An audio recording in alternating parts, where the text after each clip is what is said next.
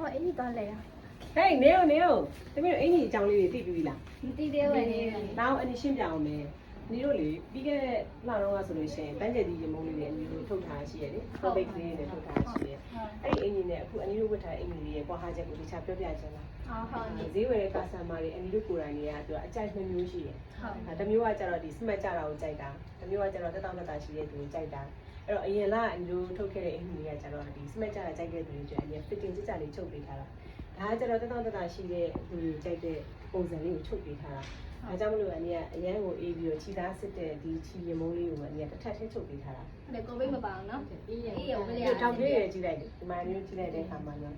ကိုခန္ဓာကနည်းနည်းတက်လာလဲဒါဝတ်လို့ရသေးရဲ့ပေါ့နော် တယ်ဒီနားလေးကနော်စင်ကြီး ကိုရာသီဥတုနည်းနည်းပူနေပြီဆိုတော့ခါဒါလေးကအရင်တောင်တရှိရဲ့အမိလုံကြီးကစားအဲ့ဒီတွေအတွက်တစ်ထည့်လိုက်ယူလဲခလာနေပြပြီ အော်ဟုတ် လုံကြီးဆိုလို့ရှိရင်လည်းဟိုဒီလုံကြီးကကျတော့ကိုဗစ်မပိုင်ဘူးလို့ရအောင်ပေါ့နော် ဟုတ် အထဲမှာလည်းသူကမငိမရှုပ်ဘူးပေါ့နော်ဒါကအနီတို့ရဲ့စံသက်မှတ်ချက်အတိုင်းပဲလုံကြီးလေးလည်းခုတပီးတို့စမတ်ချက်ဝတ်ထားတဲ့အတိုင်းပဲလုံကြီးလေးကိုဂျိတ်ကလေးနဲ့လုပ်ပေးထားတာ ဟာနီရမ်းလာ အဲ့တော့ခုနလိုချင်တယ်ပြောနေ ဟုတ်တယ်လိုချင်တယ် ဒီအထည်လေးတွေကိုဈေးဝယ်တွေကိုဒါတက်တောင့်တက်တာရှိတဲ့ကြိုက်တဲ့သူတွေတခြားရှင်းပြပြီးတော့ရောင်းပြီးလို့ရတယ် ဟုတ်ကဲ့ နော် နော် ဒါဆိုရင်အစ်လာတဲ့သူတွေလည်းဒီမျိုးတခြားရှင်းပြပေးလိုက်အောင်နော် ဟုတ်ပါဘူး ဒီလာကအရောင်လေးအရင်ဆုံးတဲ့သူတွေမှာ ဟုတ်တယ်ဒီကလာ10အောင်လုံးလား စိတ်အောင်တော့ရှိ ဟုတ် တ တယ် ယ် နော် နော် ဟုတ်တယ်